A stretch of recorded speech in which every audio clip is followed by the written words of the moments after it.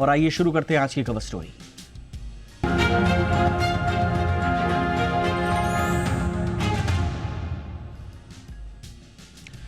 तो भारत इन दिनों mission FTA mode में है। ओमान, न्यूजीलैंड, यूरोपीय संघ और कई देशों और समूहों के बाद अब खाड़ी देशों का समूह जीसीसी इस मिशन का नया पड़ाव बन गया है। सरकार का कहना है कि इससे भारत को नए व्यापार के रास्ते मिलेंगे और तेल गैस जैसी जरूरी चीजों की सप्लाई और मजबूत होगी। खाड़ी देशों में पहले से ही लाखों भारतीय काम करते हैं, व्यापार भी काफी बड़ा है, इसलिए इस करार को अहम मोमेंट माना जा रहा है। आज हम ये समझने की कोशिश करेंगे कि यह समझौता कितना बड़ा गेम चेंजर साबित होगा आगे चल के, कितना इसमें टाइम लगेगा, अभी नेगोशिएशन शुरू हुई हैं, बातचीत शुरू हुई है, पूरी प्रक्रिया क्या है और भारत और कौन कौन से देशों के साथ इस तरह के एफटीएज या बायलैटरल ट्रीटीज की ओर देख रहा है। विस्तार से चर्चा करेंगे और डीकोड करेंगे भारत के नए मिशन एफटीए, यानी कि अगली एफटीए स्ट्रैटेजी कहां कहां होने जा रही है, कितना ये फायदा देगी, विस्तार से आज हम चर्चा करेंगे। सबसे पहले रिपोर्ट, फिर मैं लौटूंगा मेहमानों के साथ। भारत ने हाल ही में गल्फ कोऑपरेशन काउंसिल यानी जीसीसी के साथ फ्री ट्रेड एग्रीमेंट की बातचीत फिर से शुरू करने के लिए अहम कदम उठाया। आज वाणिज्य मंत्री पीयूष गोयल की मौजूदगी में जीसीसी के साथ टर्म्स ऑफ रेफरेंस पर साइन हुए। ये टीओआर बातचीत के दायरे, नियम और तरीके तय करते हैं। जीसीसी में सऊदी अरब, यूएई, कतर, कुवैत, ओमान और बहरीन शामिल हैं। ये कदम 2006 और 2008 में हुई 2 दौर की बातचीत को फिर से शुरू करता है, जो जीसीसी के सभी देशों के साथ नेगोशिएशंस रोकने के कारण रुक गई। भारत ने हाल ही में उपजी वैश्विक परिस्थितियों को देखते हुए तमाम देशों से एफटीए की कोशिशें तेज कर दी हैं। दरअसल पहले भारत की ट्रेड पॉलिसी काफी संरक्षणवादी थी। 1991 के बाद उदारीकरण हुआ, लेकिन औसत आयात टैरिफ 15.9% था और 2011 तक कोई नया एफटीए नहीं हुआ। अब 2021 से भारत ने तेजी से एफटीएस पर फोकस किया। 2025-26 में कई बड़े समझौते हुए या शुरू हुए। यूएई के साथ 2022 में एफटीए लागू हुआ, जिससे नॉन ऑयल ट्रेड 2030 तक $100 बिलियन पहुंचने का लक्ष्य है। ओमान के साथ दिसंबर 2025 में सीईपीए हुआ। न्यूजीलैंड और यूके के साथ जुलाई 2025 में और ईयू के साथ 27 जनवरी 2026 को नेगोशिएशंस पूरे हुए। ईयू एफटीए को दुनिया का सबसे बड़ा एफटीए कहा जा रहा है, जिसमें भारत के 99% एक्सपोर्टर्स पर टैरिफ कम या जीरो कर रहा है। इसके अलावा ईएफटीए, जिसमें स्विट्जरलैंड और बाकी देश हैं, के साथ भी डील हुई है, जिसमें $100 बिलियन निवेश और 10 लाख नौकरियों का वादा है। कुल मिलाकर हाल के वर्षों में भारत ने 37 विकसित देशों के साथ 8 एफटीएस फाइनल किए हैं। अब जीसीसी के साथ समझौते के लिए नए सिरे से बातचीत इसी कड़ी को और आगे बढ़ाता है। जीसीसी के साथ ट्रेड डाटा बताता है कि ये क्षेत्र भारत के लिए बहुत महत्वपूर्ण है। एफवाई 2024-25 में कुल द्विपक्षीय ट्रेड $178.56 बिलियन का रहा। भारत का एक्सपोर्ट $56.87 बिलियन और इंपोर्ट $121.68 बिलियन का रहा, जिसमें क्रूड ऑयल, एलएनजी मुख्यतः शामिल हैं। इन देशों के साथ हमारा ट्रेड डेफिसिट बढ़ा है, लेकिन एक्सपोर्टर्स में 1% की बढ़ोतरी हुई है। जीसीसी देशों में यूएई भारत का तीसरा सबसे बड़ा ट्रेड पार्टनर है, सऊदी अरब 5वां और कतर 22वां। जीसीसी में करीब 1 करोड़ भारतीय काम करते हैं, जो रेमिटेंस और संबंध मजबूत करते हैं। अब समझते हैं कि इन समझौतों का फायदा क्या होगा। सबसे पहले इससे भारत के एक्सपोर्टर्स बढ़ेंगे, मार्केट डाइवर्सिफाई होंगे, यूएस टैरिफ जैसे बिन बुलाए तनावों से बचाव होगा, जॉब्स क्रिएट होंगे, निवेश आएगा और ग्लोबल सप्लाई चेन में भारत मजबूत बनेगा। बायलैटरल ट्रेड से पहले ट्रेड डेफिसिट बढ़ता था, जैसे आसियान, चीन से, लेकिन अब भारत लीवरेज के साथ बायलैटरल डील्स कर रहा है और साथ ही संवेदनशील सेक्टर जैसे डेयरी, कृषि को प्रोटेक्टेड रखा जा रहा है। जीसीसी के अलावा बाकी एफटीए नेगोशिएशंस की बात करें तो यूएस के साथ बीटीए प्रोग्रेस में है। टैरिफ्स कम करने का ऐलान हो चुका है। कतर, बहरीन से अलग डील्स पर काम चल रहा है। चिली, पेरू, कनाडा आदि से बात चल रही है। कुल 24 देशों के साथ 11 समझौते नेगोशिएशंस में हैं। कुल मिलाकर भारत ये समझ चुका है कि दुनिया के बाजार जब तक भारत के लिए नहीं खुलेंगे, तब तक भारत को 2047 तक विकसित राष्ट्र बनाने का सपना पूरा नहीं होगा। इसलिए सरकार का फोकस एक्सपोर्टर्स बढ़ाने पर और दूसरी अर्थव्यवस्थाओं में रोड ओपनिंग पर है। ब्यूरो रिपोर्ट, जी। बहुत ही खास मेहमान आज हमारे साथ जुड़ चुके हैं चर्चा के लिए। स्वागत करते हैं एम्बेसडर मंजीव पुरी सर का। पूर्व राजनयिक है, अंतर्राष्ट्रीय मामलों के जाने माने जानकार। Good evening sir, long time, welcome to the show sir, thank you. और हमारे साथ हैं नरेंद्र तनेजा सर, जाने माने एनर्जी एक्सपर्ट हैं, जियोपॉलिटिकल एक्सपर्ट हैं, पॉलिटिकल एक्सपर्ट भी हैं, कमेंटेटर भी हैं। बहुत बहुत स्वागत है नरेंद्र तनेजा सर, आपके साथ भी बड़े लंबे अरसे बाद आज हमारी गुफ्तगू हो रही है, बड़ा अच्छा लग रहा है। एक बार फिर आपका स्वागत सर। एमएस पुरी सर, आपसे चर्चा की शुरुआत कर रहा हूँ। ज़रा हमारे दर्शकों को बताइए सर कि ये अचानक 2021 के बाद से जो हमने एफटीएस पर ध्यान देना शुरू किया, जो हमारी पुरानी प्रोटेक्शनिस्ट जो नीति रही, उसके बाद से हम निकलकर लगभग 37 देशों के साथ ब्लॉक सब मिला करके हमने 8 एफटीएस कर लिए हैं सर, और 9th बिगेस्ट आने वाला है यूएस के साथ में, जिसका आज प्रधानमंत्री नरेंद्र मोदी ने भी जिक्र किया और वाणिज्य मंत्री पीयूष गोयल ने भी जिक्र किया। इसके अलावा पाइपलाइन में भी है सर, 24 देशों के साथ लगभग 11 समझौतों पर नेगोशिएशंस हो रहे हैं। ये हम अचानक इतने सारे एफटीएस और इतनी फास्ट ट्रैक में जो कर रहे हैं सर, ये नीति में हमारे क्यों शिफ्ट आया सर? दीपक, धन्यवाद और बहुत बहुत धन्यवाद, आपने मुझे बुलाया। तो देखिए, मैं 2-3 पहलू आप पहले देखिए, ये हम लोग कोशिश कर रहे हैं बहुत सालों से। आपके एक कॉरेस्पॉन्डेंट ने बहुत इंटरेस्टिंग बात कही कि जब तक दुनिया हमारे लिए नहीं खुलेगी हम विकसित नहीं होंगे। मैं आपको जरा इसका उल्टा अगर बताऊं, जब तक हम नहीं खुलेंगे दुनिया के लिए हम विकसित नहीं होंगे। ये जो ट्रेड होता है ना, इसका एक बहुत इंपॉर्टेंट पहलू है। ये जीसीसी को छोड़ दें, लेकिन यूएसए और ईयू वगैरह की जब हम बात करें, जब तक आप प्रोटेक्शनिज्म को कम नहीं करेंगे, लोग निवास नहीं, जिसको कहते हैं इन्वेस्टमेंट नहीं करते। और हमें विकसित भारत के लिए इन्वेस्टमेंट की बहुत जरूरत है, इसमें कोई शक की बात।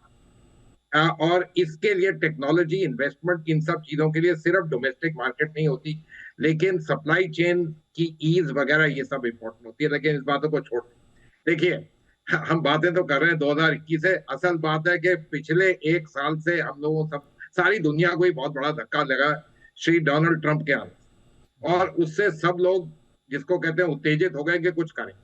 एक और पहलू है, ट्रंप 1.0 से जो वर्ल्ड ट्रेड ऑर्गेनाइजेशन का जो सिलसिला है, उस सब को अमेरिकनों ने तहस नहस कर दिया।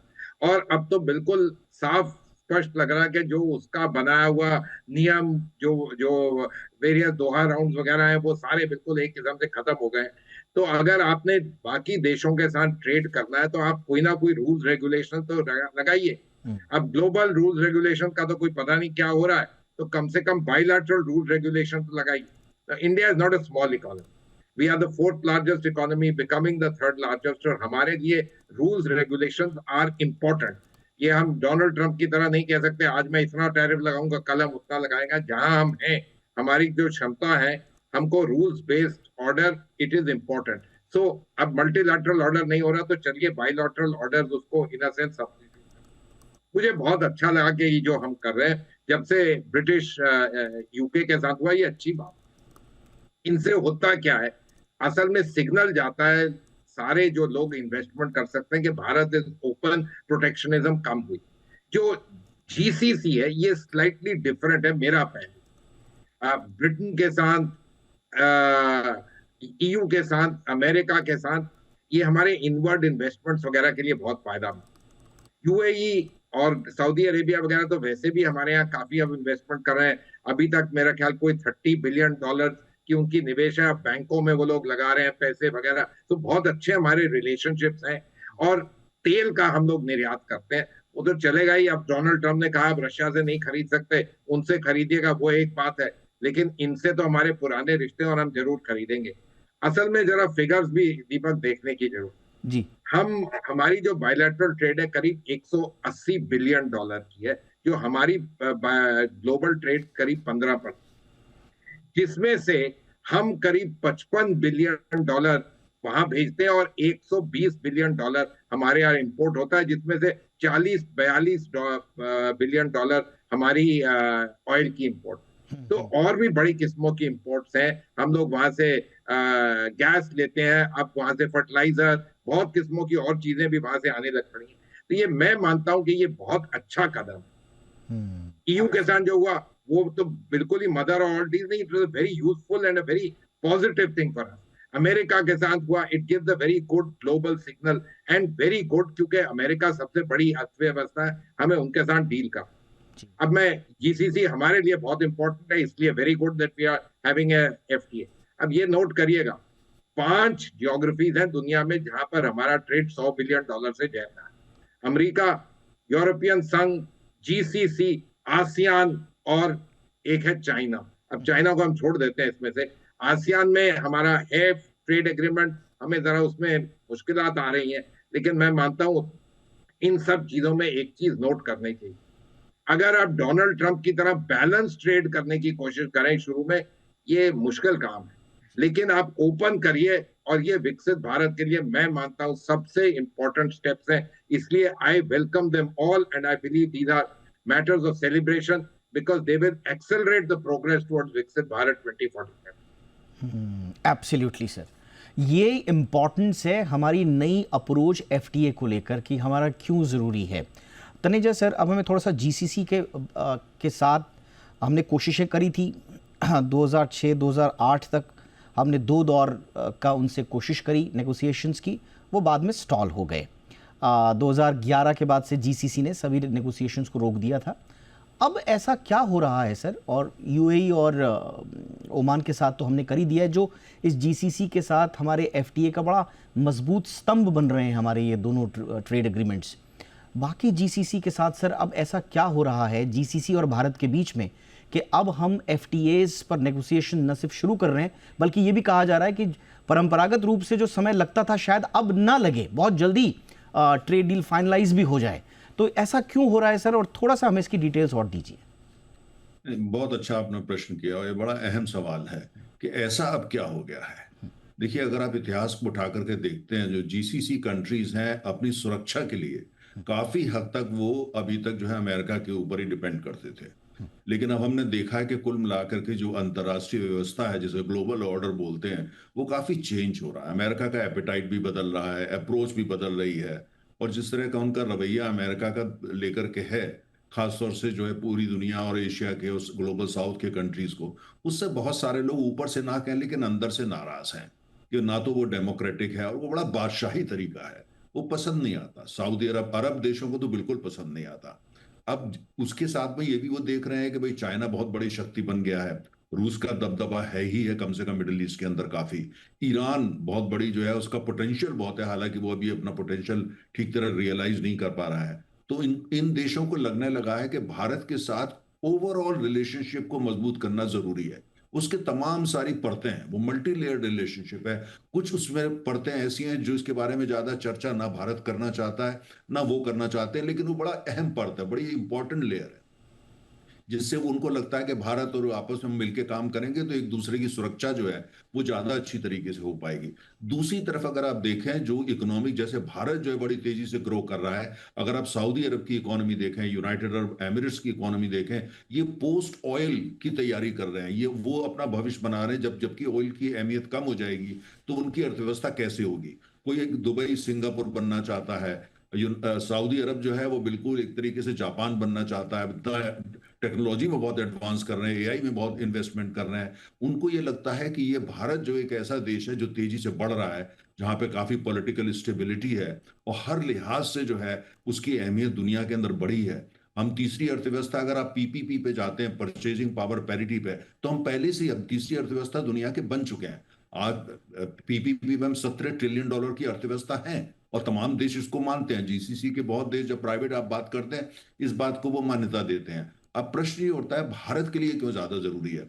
ये तो बात सच है कि वहां 1 करोड़ भारतीय रहते हैं, ये भी बात सच है कि भाई कुल मिलाकर के ऊर्जा, हम एनर्जी डेफिसिट हैं और वो एनर्जी सरप्लस है। उनके लिए एनर्जी सिक्योरिटी ये है, उनको बाजार चाहिए, डिमांड। उनके लिए एनर्जी सिक्योरिटी डिमांड है, हमारे लिए एनर्जी सिक्योरिटी सप्लाई है। तो दोनों का बहुत अच्छा आपस में ब्रिज बनता है, जो आईमेक है, India middle east economic corridor, इसीलिए हम उसको बहुत आगे तवज्जो दे रहे हैं, और सऊदी अरब, यूएई भी उसको काफी जो है अहमियत दे रहे हैं। लेकिन देखिए, अगर आप नक्शे को ध्यान से उठा करके देखते हैं तो ये पूरा जीसीसी कंट्रीज हमारे लिए क्या इंपॉर्टेंट है, ये जंक्शन है।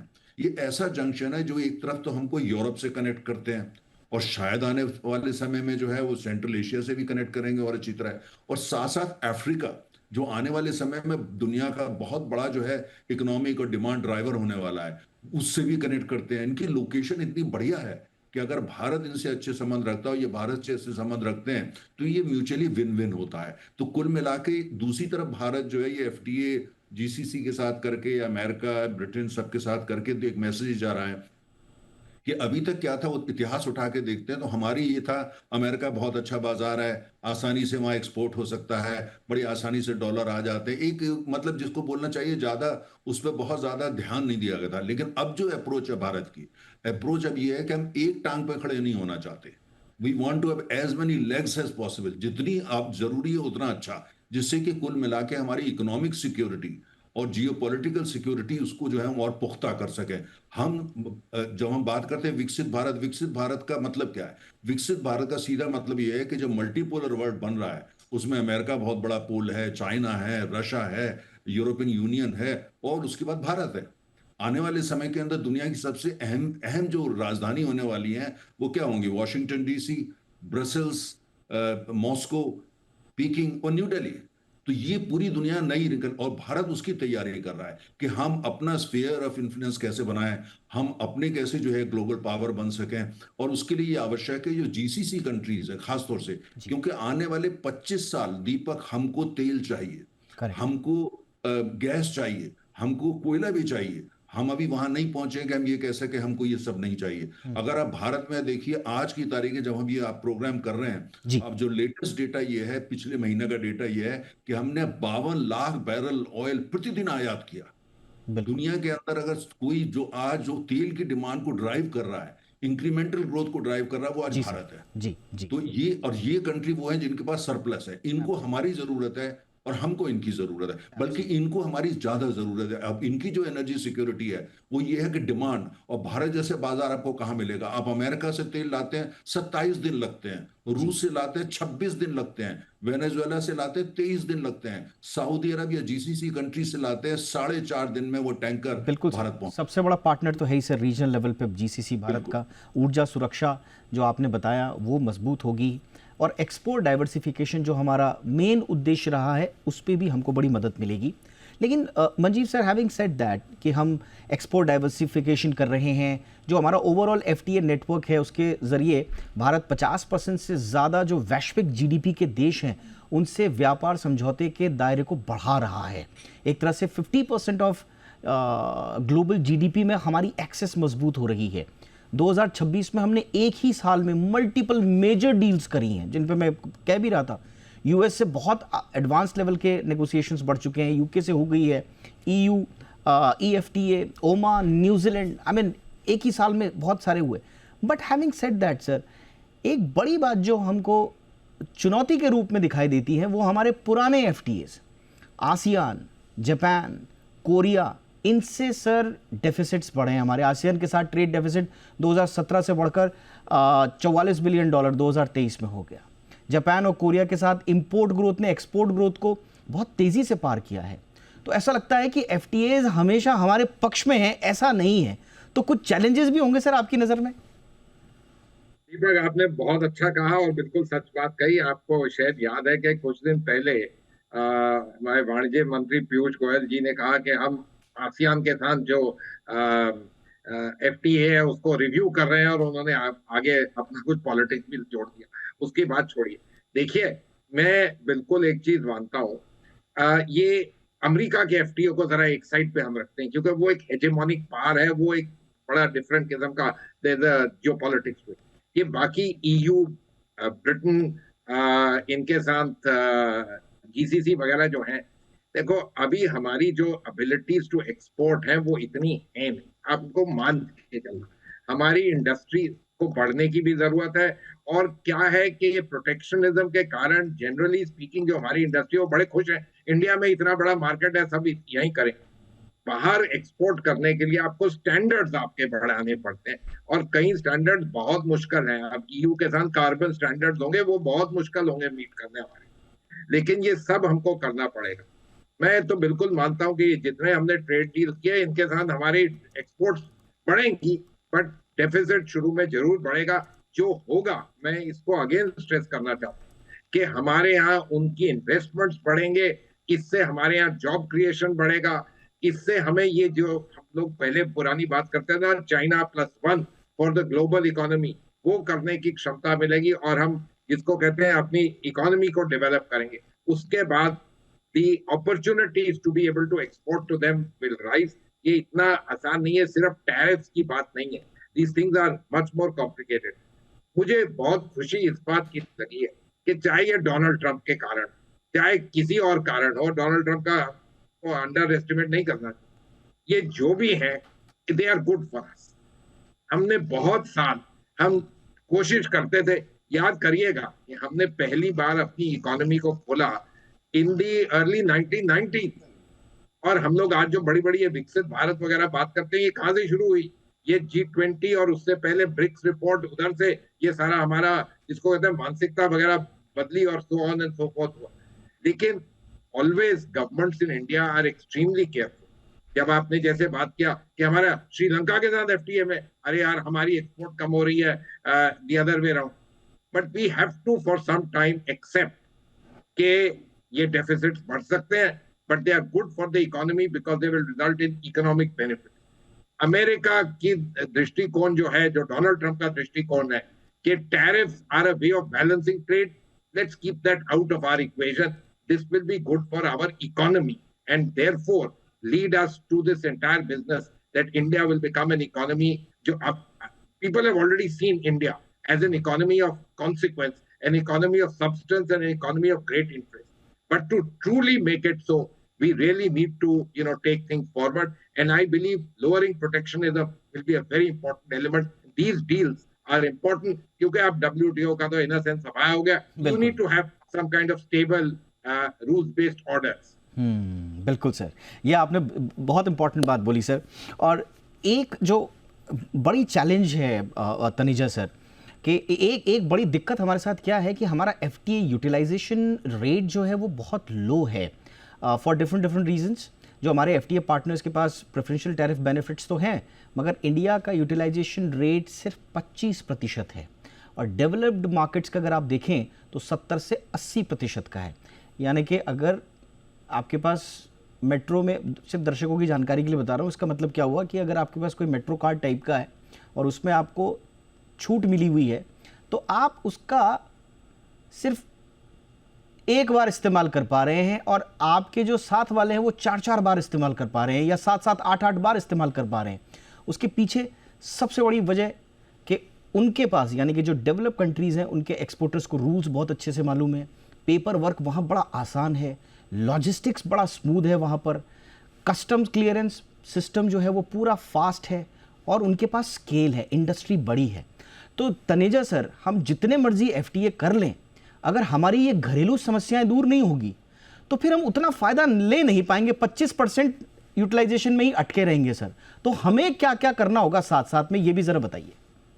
नहीं, बहुत बढ़िया आपने देखिए प्रश्न उठाया। अब ये एफटीए का, जैसे एम्बेसडर साहब ने भी बात करी, अब एफटीए बहुत अच्छा है, कुल मिलाकर के एक तरह का हम ढांचा तैयार कर रहे हैं, माहौल बना रहे हैं, इकोसिस्टम बन रहा है। लेकिन उस इको जो सब कुछ तैयार हो रहा है, उसका पूरा फायदा उठाने के लिए हमको ये भी देखना है, क्या हमारे उद्योग तैयार हैं, क्या हमारी कंपनियां तैयार हैं। मैं आपको एक पॉइंट देता हूं, 2 बिंदु पे बात करना चाहता हूं। अगर आप चाइना को उठा करके देखें, 1980 के अंदर चाइना में कितनी कंपनीज थी जिनका आकार जो है वो $50 बिलियन से बड़ा था, और भारत में उस समय कितनी थी। आप आज चाइना में देख लीजिए, चाइना कहां पहुंच चुका है। और हमारे यहाँ अगर आप ये देखते हैं, वो कंपनी जिनका साइज ग्लोबल है, ग्लोबल साइज का मतलब है कि $150 बिलियन मिनिमम, कितनी कंपनी हमारे पास, गिनी चुनी है ना, गिनी चुनी। आप गिनते हैं तो 3 के आगे नहीं बढ़ पाते हैं। दूसरी तरफ देखिए, अगर आपको जो है बड़ी अर्थव्यवस्था बनना है, और जितने एफटीएम साइन कर रहे हैं, इनका पूरा जो पोटेंशियल है उसको टैप करना है, टू टैप इनटू इट, आपको उसी हिसाब से मजबूत बैंकिंग एंड फाइनेंशियल सिस्टम चाहिए। हमारे अगर वर्ल्ड के आप टॉप 50 बैंक उठा करके देखते हैं, तो शायद उसमें हमारा एक बैंक आ पाता है, मुश्किल से, कभी कभी उसमें में भी नहीं आ पाता, उसे हट जाता है। तो हमारे पास जो है, जिसको बोलना चाहिए कि ग्लोबल साइज के और ग्लोबल रीच वाले बैंक भी नहीं है, वो हमको तैयार करना है, तभी तो हम उसको टैप कर पाएंगे। जैसे आपने बात करी, उसके अलावा ये बात सच है, कुछ लोग उस पर चर्चा नहीं करना चाहते। हमारे यहाँ जो ब्यूरोक्रेसी है, ब्यूरोक्रेसी को हमको देखना पड़ेगा। आज की तारीख में अगर आपको छोटी सी मैं बात करूं, आपको एक रेस्टोरेंट खोलना है दिल्ली के अंदर, आपको 28 अप्रूवल चाहिए होते हैं। आज आपको एक अंतर्राष्ट्रीय सम्मेलन दिल्ली के अंदर करना है, उसके लिए भी आपको लाइसेंस लेना पड़ता है सरकार से, और उसके बाद भी काफी परेशानी होती है, जिसमें लोग आते हैं, विदेशों से आते हैं, निवेश भी करते हैं, पैसा भी खर्च करते हैं। तो मेरा ये कि जब तक, और राज्य स्तर पे अगर आप देखते हैं तो ये परेशानी बढ़ती है, तो इसलिए हमारे को जरूरत है कि जो कुछ विषय हैं उन बिंदुओं पे हम अंदर चर्चा करें। उसमें ये नहीं होना चाहिए कि हम एग्रीकल्चर पे बात नहीं करेंगे, हमको बात करनी पड़ेगी कि भैया एग्रीकल्चर जो है उसमें रिफॉर्म्स की जरूरत है, उस पर देश में एक ऑनेस्ट कॉन्वर्सेशन की जरूरत है जिसमें सारे राजनीतिक दल, सब स्टेक होल्डर शामिल हों। दूसरी तरफ बैंकिंग एंड फाइनेंशियल सिस्टम, उसकी जरूरत है। इसकी भी जरूरत है। हमारी वो कंपनियां जो आज $20 बिलियन की हैं या $25 बिलियन की हैं, हमको कॉन्वर्सेशन चाहिए कि इनको $100 बिलियन कैसे बनाएं, और जो $100 बिलियन की कंपनी है उनको हम $500 बिलियन कंपनी कैसे बनाएंगे। देखिए जीडीपी बनता कैसे है, जीडीपी के लिए तो टूल्स चाहिए ना, प्लेटफॉर्म चाहिए। अमेरिका की ये कंपनी एनवीडिया, उसका जो मार्केट कैप है हमारे जीडीपी से आगे चला गया है जी। तो आप समझिए, तो जब तक हम ये नहीं करेंगे। बड़ा अच्छा वक्तव्य दिया रिलायंस के मुखिया जो है, उन्होंने कल वक्तव्य दिया कि 100 रिलायंस और आएंगी आने वाले समय के, बहुत अच्छी बात है। इससे पहले कोटक महिंद्रा के जो फाउंडर है, उन्होंने ये कहा था कि हमको विश्व स्तर के बैंक चाहिए और चाहिए। तो मुझे लगता है कि कुछ चीजें जिस पर हम चर्चा नहीं करते, जैसे एम्बेसडर साहब ने एक चीज की चर्चा करी कि कुल मिलाकर के ये हम करते हैं लेकिन चीजें स्लो हो जाती हैं, और जो ट्रम्प साहब ने कहा उस वजह से हमारे यहाँ कुछ रिफॉर्म में तेजी आ गई। बहुत अच्छी बात है, मैं तो धन्यवाद दे रहा हूं, अच्छी बात है, कम से कम बहस तो शुरू हुई। ठीक है, अब एग्रीकल्चर की बात एफटीए में अमेरिका को लेकर हो रही है, मैं ये नहीं कह रहा कि उनकी शर्तें मानने में, ये कतई नहीं है, लेकिन हमको उस पर चर्चा देश में चाहिए कि एग्रीकल्चर जो है उसको मेन स्ट्रीम कैसे करें जिससे हमारी अर्थव्यवस्था के साथ वो जुड़ जाए। गांव का मतलब सिर्फ कविता नहीं होना चाहिए या कोई मुंशी प्रेमचंद की कहानी नहीं होना चाहिए। गांव का मतलब विकास होना चाहिए, वहां पे बड़ी बड़ी कंपनियों के दफ्तर होने चाहिए। नेस्ले जैसी बड़ी कंपनी का दफ्तर, हेडक्वार्टर स्विट्जरलैंड में, गांव के अंदर है। भारत में क्यों नहीं हो सकता? सारे हेडक्वार्टर दिल्ली, बॉम्बे में, हैदराबाद, बेंगलुरु में क्यों होते हैं?